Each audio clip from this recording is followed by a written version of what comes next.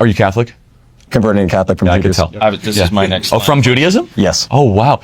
So you're ethnically Jewish. Ethnically Jewish, yes. And you have concerns about AIPAC. Yes, I do. I'm told that by some people that if I criticize AIPAC, I'm anti-Semitic. I think it's ridiculous. Hey my love, so you're welcome back to my channel. It's your girl BB Harryfroze and I'm back again for another reaction video.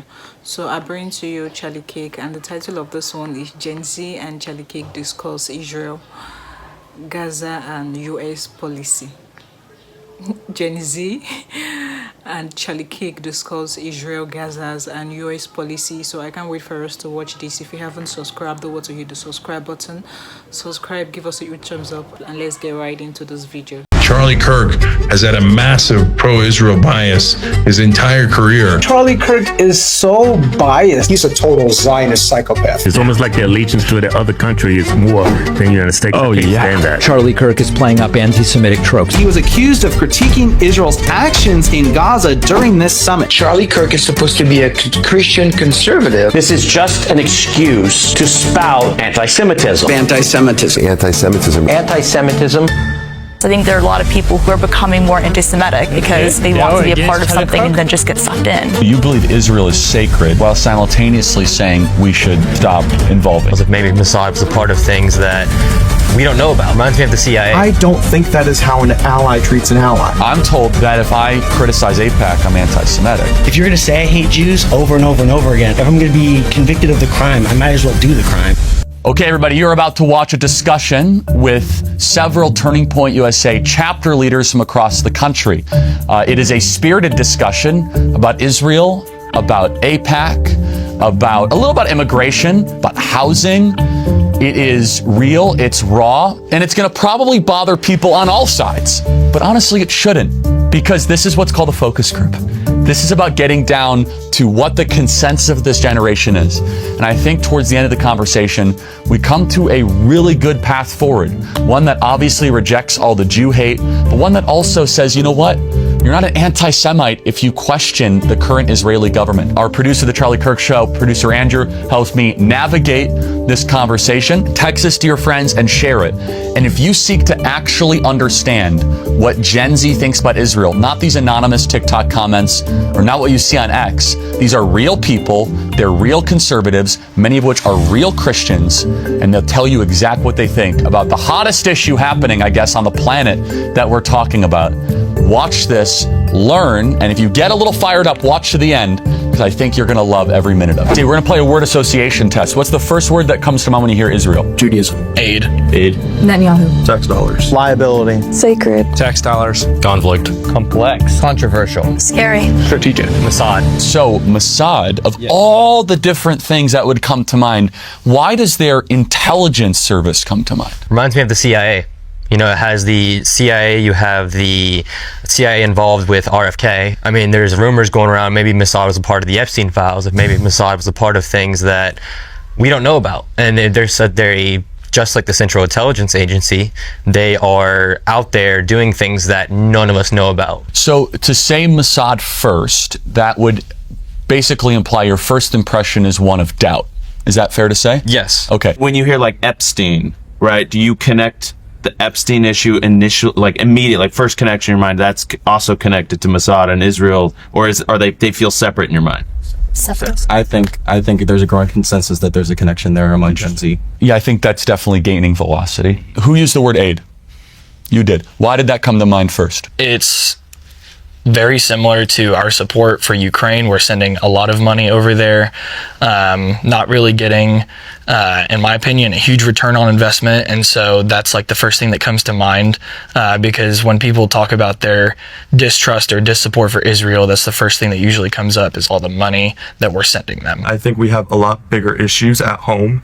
I think we should be spending most of our tax dollars on securing our border, keeping our home people safe, rather than, I mean, we've seen illegal immigration that Joe Biden let through our southern border come in, and we've seen thousands of Americans die because of it.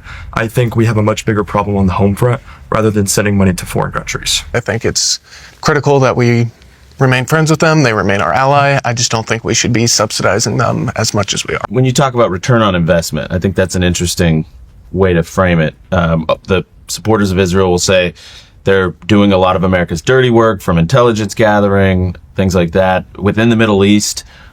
Is that compelling to you? Are you persuaded by that argument? The reason why I'm not super persuaded is it's mostly because of here recently. We were kind of drug into it. We were negotiating, we were having negotiations, and then they killed the people we were negotiating with, and it kind of derailed everything and sped up the conflict a little bit. It was the State Department's stated goal that we were working on negotiations with Iran. You can say they wouldn't have panned out. You can say that maybe they were imminently about to collapse, but we were still in active negotiation, and yet Israel launches Operation Rising Lion to go in and strike Iran while we're mid-negotiation. How many of you guys would say you think Israel got us into that conflict? You would say yes? You would not say so much? I think we were willing to join that conflict. I don't think we were pulled in unwantingly as if we were dragged by a leash, in more uncertain terms. I think we have the authority and the say of whether or not we want to be involved in that conflict. And I think we saw the prosperity that we would unleash if we joined the conflict. When you think about Israel's history in the region, and even with Hamas or Iran, these nations have sworn to destroy and annihilate the nation of Israel, right? At what point does it become, given the context, at what point are you going to be okay, or would you never be okay with the U.S. defending Israel's right to exist and essentially saving the country? I think they absolutely, first and foremost, they have a right to exist. They have a right to defend themselves. That's not my issue with it. I can kind of give an analogy, is that our house is burning down, and so is our neighbors, and we're trying to put their fire out before we put ours out. That's kind of how I view it. So when you guys find out, and I don't know if you're aware of this, but when you find out that we're basically every year we send about almost $4 billion to Israel, does that make you upset, or do you understand it given that they're under sort of crisis ongoing? I would say upset, and the amount since 1948, it amounts to 319 billion adjusted to inflation. And I'd say that I can think of multiple things that we could have spent at home that would have been a better allocation of our taxpayer dollars. And I feel like this money could have been well spent in supporting an economy that would support our generation being able to afford homes rather than military strikes for Israel. What else? What would you want to see from their government? If their government came out and said, we have a 5-year plan to decouple from U.S. aid, would that help people's view of Israel? If they said, hey, we want to be self-reliant. Yes, 100%, absolutely. Do you think that would help? Yes. If they're like, thank you for the help since 1948, we're a rich country, we've balanced our budget, we have money in our sovereign wealth fund, which they actually do, thank you, we're now going to decouple over the next 5 years and basically transition. Do you think that people would think higher of Israel? At least we stop talking about it so much. Yep. Yeah. Would you put that as a primary? Yes. Yeah. I would say that can kind of follow up with a lot of other things, like a lot of other even European nations. I feel like they were kind of even Trump had to kind of even out NATO so that everyone was kind of paying the same, not the same amount, obviously, 5%. Yeah, but it just because nobody wants a lot of Americans do not want people freeloading off the United States. And as you said, 319 billion being sent to Israel over all these years, that's comparable to the amount we've sent to Ukraine. And there's been a lot of controversy over that, and yet not as much over Israel. And people are judged very heavily if they critique that aid that is given to Israel. I think I'm pro-Israel. I support them. I believe Israel has a right to exist. I believe that they are the only state in that region with the right to exist. But why are we treating them differently than any other ally? Should we not be judging them, holding them to the same standard? Your view is articulated by a lot of young people and held by a lot of young people, because let's now take a step back and let's now broaden it. How many of you guys think when a lawmaker, and a man I respect like Ted Cruz, uses the Bible to justify aid to Israel, doesn't even know the verse, do you guys think that's not the best way to approach this? Raise your hand. Okay. I think Ted Cruz used Genesis 12:3. I think a lot of people see that as off-putting when you look at the New Testament. Why? Because I think a lot of people, they look especially at the writings of Paul, where he talks about how the new flesh is not the same as the people in the Old Covenant. The new flesh is everybody, everyone's included. You're talking about Romans 9? Yes, 9:6, yeah. Are you Catholic? Converting Catholic from Judaism. I can tell. This is my next slide. Oh, from Judaism? Yes. Oh, wow. So you're ethnically Jewish. Ethnically Jewish, yes. And you have concerns about AIPAC. Yes, I do. I'm told that by some people, that if I criticize AIPAC, I'm anti-Semitic. I think it's ridiculous. Yeah. I feel like it's great to have a concern for your country. Do you think that that AIPAC represents, again, I'm not saying I believe this, but I think this is what you're saying, that it represents a kind of cutting in line of prioritization away from the American people? Yes. Would you guys say that's a fair summary? 100%. Meaning that, like, okay, we vote, we're citizens, but a separate group gets higher priority because of whatever reasons. You look like you want to chime in. That the entirety of the idea of a PAC is to represent a group, but the fact that we're allowing a group that doesn't even represent American interests to influence the people who are supposed to be representing us, I have a huge problem with. And that's why I've said this before, and a lot of people don't like when I say it. I actually think there's probably like 20 representatives between Senate and House who I think are actually fully doing the work of the American people and don't have the interests of some group pulling their sway. But when you hear that lots of other countries also are lobbying, do you think, I mean, that you probably don't know the names of those countries, but it's happening. Does that upset you equally, or is AIPAC just get all the press because it's so top of mind? If those other ones are doing the same thing, of course. I do not think that other countries should be telling us how to spend, telling our representatives and people who are here to represent all of us that they should be focusing outside of the United States. America first. Thank you. I find prophecy as policy generally to be theologically problematic. I mean, there's plenty of things that the Bible says that have been done throughout parts of history that certainly a nation state doing today we would see as a bit of a problem. When it comes to sending these, what you said, $300 billion just with inflation, to any foreign country, all I can think about is across our own southern border, we have an actual military in the form of the cartel that kill thousands of people, and that's leaving out the hundreds of thousands of Americans that have died to drug overdoses due to drugs that have come across our southern border. And it's insulting that that money goes anywhere else because we have such a huge problem here. Yeah, I want to kind of flip this word association game around just slightly because we haven't done it yet. When I bring up Gaza, Gazans, Hamas, let's just keep Hamas out of it. Gaza and Gaza. What comes to mind? Complicated. Life. Destruction. I'd say differences. Perish. What is the impression that you guys have of what's been happening in Gaza? It doesn't have to be a singular word.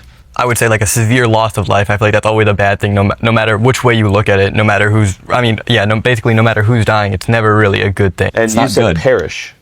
So would you say that on social media you see a lot of maybe kids dying or death and destruction? Is that getting fed into your algorithms a lot? Yes, and actually on our school's campus, they'll have these little missing kid posters, and in those posters, they'll read about these kids who have died. They try to have us to have more sympathy for them. And it's like, at the end of the day, as you had mentioned, they are humans. We already have sympathy for them. So on campus, now let's do something we haven't done. Has there been any awareness for the Israeli hostages? Is that? No. I think that's also important to talk about, right? I mean, or the 1,200 plus that were massacred that day. Yeah, nearly 1,300. So that's a factor because I think we need to have a balanced conversation about it. Word association game. One issue you wish we were focused on instead of Israel, what would it be? I've got to say, continue on the border. Border. Deportations. Housing. Families. How many of you guys at least get the impression that Israel matters more than having young people be able to own homes? Raise your hand. It's divide and conquer. We can do a lot of things. This is why there's so many cabinet secretaries. This is why we have a government that can do a lot of things, is because we can focus on foreign stuff and we can also focus on domestic stuff. I personally am pretty all right with a lot of what we have been doing, but I do understand where a lot of Gen Z is coming from with a lot of this, because like I said, we can't buy homes, we can't afford anything. We can't really afford anything. So do you guys see Jew hate increasing amongst your generation? I think that there's a lot of collusion between criticism and hate. I think that there is legitimate hate out there, but a lot of criticism is being framed as hatred, or you don't support this because you're criticizing it, and that's like, I think that that's a little inseparable from what the left do you guys does. think it's anti-Semitic to say you don't like Bibi Netanyahu? No. No. I don't believe so. there is a rise of Jew hate, but it's not the majority mover. I think the majority mover of Gen Z and Gen Z conservatives is exhaustion. Precisely. Would you guys think that's a fair categorization? Yes, for sure. I mean, again, there is like an isolated, like, weirdo, I hate Jews. We don't like that. No one in decent society wants that. But instead, it's kind of like, can we just, I don't know, make it so I can buy a home? Or like deport people? Exactly. Does that resonate with you? Oh yeah. Exactly. You're not anti-Israel. You don't wish them harm. You're not, like cheering on Iran. No, I support Israel. I think they're our ally. I want them. But you would be called an anti-Semite by some people for saying this. And I think that's ridiculous. I don't hate Jews because I think a nation should defend themselves. Exactly. Yeah. Like, I think that's the most ridiculous thing ever. I feel like it's becoming like the word racism. Like, we just disagree with them, so we just have to call them a name. I don't think they're actually anti-Semitic. I think people just can't agree with them and they can't prove them wrong, so they just throw a word out and be like, you're anti-Semitic because you think that we should stop sending our money there. Something that I see amongst the people I'm around, I do see more like general disdain towards, just being honest, Jewish people. That's correct. Just because they're constantly being told that you hate Jews. And it's like, fine. If you're going to say I hate Jews over and over and over again, like, if I'm going to be convicted of the crime, I might as well do the crime. I fear the same thing happens with all the talk of race. The more we talk about it, the more we bring it up, the more racism actually happens. This is like, I try to tell, thank you for saying this. Like, because like, I try to tell these people and they're like, we must get more aggressive. And so like, let me ask a question. If we were to remove, like if people said what Tucker said is anti-Semitic, I don't hold that view, but it's like a lot of people on Twitter are like calling us out and like, whatever. That's not going to happen. But if we were to cancel Tucker, would anti-Semitism increase or decrease? I think increase, because that means any supporter of Tucker Carlson's statement therefore makes them anti-Semites. Exactly. Association, 100%. Exactly. But the binary that's presented is that if you don't passionately talk about it, you are a hater. That's probably destructive for everybody involved. So for me, I'm trying to find this new path, which is, I love Israel. I visited there. My wife and I had the best experiences ever. I saw where Jesus rose from the dead and he walked on water. But also, I'm an American and I represent a generation that can't afford anything, and that we are like flooded with illegals and no one speaks English and our hospitals are clogged. I think we need to have the prudence to reject the Jew hate. Like, okay, we're not going to put up with that. That's dumb. But also, if you call everyone an anti-Semite, if they don't take a puritanical view of the Netanyahu government, then I think it's bad for everybody. So would you guys all basically safe to say welcome us not talking about Israel nearly as much? Yes. 100%. Every day. A cope that is often found in broken institutions. And I found this now over 13 years. It's a great truism. You guys can learn it for the rest of your life. Anybody that tells you we have a messaging problem, you should go a step deeper and ask another question. Being like, what, are you actually doing something wrong? Or are you bad at messaging it? Because people that are doing bad stuff will sometimes be like, well, we're just not presenting it correctly. Sometimes that's true. Or sometimes there actually might be something beneath the surface that you're not doing well. So do you guys think that it's a messaging problem or that it's an actual material concept problem? Yeah. It's a values and priorities problem. Yeah, it's definitely a messaging problem. These politicians, they don't need to be car salesmen. We need the truth. We need the direct truth and nothing but the truth. But these politicians, they're not truthful. They're digging Gen Z down in the dirt. Who represents you best outside of Trump? Well, thank you. That's very good. I don't do that just for the sake of it either. I mean, you're here involving us for a reason, because we are the important group. We're going to inherit all of these issues. So no, again, the reason I'm doing this is that the reason we're doing this focus group, and Andrew will attest, I've been trying to tell them that there is an earthquake coming on this issue and in the country, and they don't believe me. So I'm like, why don't you just hear it from people themselves? If we don't get young conservatives in, we're going to end up losing to the Democratic Party, because they're starting to get the younger generation involved within their representation. And it's just, if we don't start getting these young people from our generation or the next generation above us into Congress, then we're going to start losing. When this debate pops up on your social media feed or on campus, what is the most persuasive pro-Israel point that you have seen or heard? Talk about more about how they help us with intelligence, especially with this new conflict with Iran. If you want to use that, say like, hey, Israel's very helpful in us deflecting with Iran and giving us influence over them because we can have more intelligence. Do you find it persuasive when the Israeli Tourism Board is bragging about how many gay pride parades they have in Tel Aviv? No. Does that make you more pro-Israel? No. So what else is persuasive for you? I would try to educate about Islamic terrorism. I think that's major, especially with the fact that we lived through 9/11. I think a lot of people in my generation don't understand how big of a situation it was.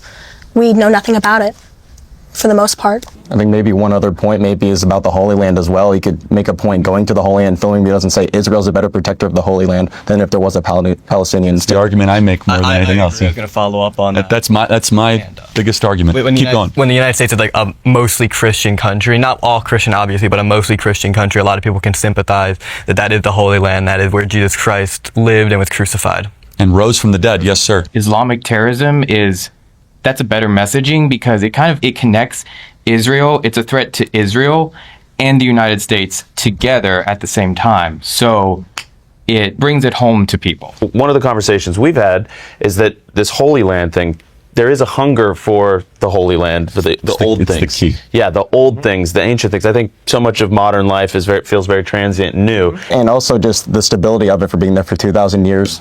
And also the fact that it's really just been the bedrock of traditionalism. And I think you talked about in your speech about how there's a lot of liberal evangelical churches. So it's like, how can I get to a more traditional style of life? I mean, I'm Catholic as well, and grown up Catholic. And one of the biggest things that I do like is that Israel holds the roots of a lot of Western religion, and that it is critical for us as Americans to keep them. So this is very important, and we're going to have to close here, is that American evangelicals tend to be very pro-Israel. Younger Catholics tend to not be. But what you're both doing, soon to be Catholic, current Catholic, you're saying that, hey, if you talked more about the Holy Land, the place, the environment, the reality, the artifacts, right? The discoveries, where Christ our Lord bled in the Catholic Church, the Via Dolorosa is a big deal, right? It's huge. The Stations of the Cross. Catholicism is a very tactile religion. You think that actually is more persuasive than any theological argument being like, this Holy Land must be protected so we can access, that we can worship, that we can prove, and we don't want a bunch of Muslims taking this place over like they did with Bethlehem. Do you think that is a winning argument for evangelicals, for Christians, more so than gay pride parades in Haifa? Absolutely. Yeah, 100%. Thank you guys for your time. This was a very, very matured conversation. Honestly, it was a very matured conversation, and it's unlike those other conversations when college students and some people will come and have a discussion with charliekirk. At the end of the day, it's gonna be chaos. But this one is very matured, and I really love it. Now, they talked about Israel, they talked about Gaza, they talked about US policy. Now, irrespective of everyone's opinion about Israel, I will still stand for Israel. Yeah, irrespective of the controversy, irrespective of everyone's biased opinion about Israel, I will still stand for Israel. Now, US funding Israel isn't a bad thing. I think I'll keep saying it, and it's good for US to continue to have such an alliance with Israel. It's not today that US and Israel have had this foreign and good relationship. So it's not just today. So it's not about the war happening in Israel between Israel and Gaza's and Hamas and the rest of it. Israel and US have been united. They've had this foreign relationship for a very long time. So I don't say it bad if US decide to support them during this war and fund Israel. It's not a bad thing at all. Now let's talk about Russia. Irrespective of what Russia has done, Ukraine are still protecting their land. I mean, we all know what happened between Russia and Ukraine, but still yet, Ukraine still don't want to give up. They keep protecting their land. Now, let's talk about the October 7 massacre. When Hamas invaded the Jewish people during the festival and, you know, eliminate a lot of life, killed a lot of people, young, old, newborns, mother, father, children. It was really bloody then. It was really, really bloody. And honestly speaking, I see no, there is every proof for Israel to react back. Everyone knows that Israel is a peaceful nation. They are always seeking for peace. But at a point in time, Hamas started invading. Hamas started, you know, eliminating them, attacking them. And you don't expect Israel to just stay calm and cool and, you know, watch Hamas come and destroy everything they've built. They have to attack back. And there was a time we talked about how can there be a peace resolution between these two foreign countries. Peace talk. I think the both of them need to come to have an agreement. If they have to write a contract that they're gonna stop the fight and, you know, forge ahead, because the killing, the gunshots, the bombs, the war, everything happening, it's really alarming and it's really a very big threat to Israel. Everyone knows Israel are peaceful people. But since Hamas has decided to attack, they've decided to take the Gaza, the land, they've decided to take what doesn't belong to them. You don't expect Israel to keep calm and watch them eliminate their people. They have to react back. Now, I am not a fan of war, but I would always talk about peace resolution. I just think the two countries should stop this war and they should have a peace resolution. They should sign an agreement to end everything. You don't expect me to... I would always stand for Israel. I would always support Israel. I will always stand for Israel. I'm not a fan of war, but I think there should be a peace talk so that all this war going on between Israel and Hamas and, you know, this Gaza everything has to stop. And yes, of course, US funding Israel is not a bad thing. I am 100% in support of it. Thank you so much for watching. I don't have much to say, but I just want you guys to drop your comment, to drop your opinion, drop your views in the comment section below. Tell me what you think, and please, let's be very fair with our comments because of the YouTube community guidelines. There are some harsh comments you put down there. It would affect the community guidelines and cause chaos or tamper with our... You know how we do it on the YouTube streets, right? So if you haven't subscribed, do want to hit the subscribe button, subscribe, give us a huge thumbs up. I love you guys so much, and I'll see you in my next video. Bye.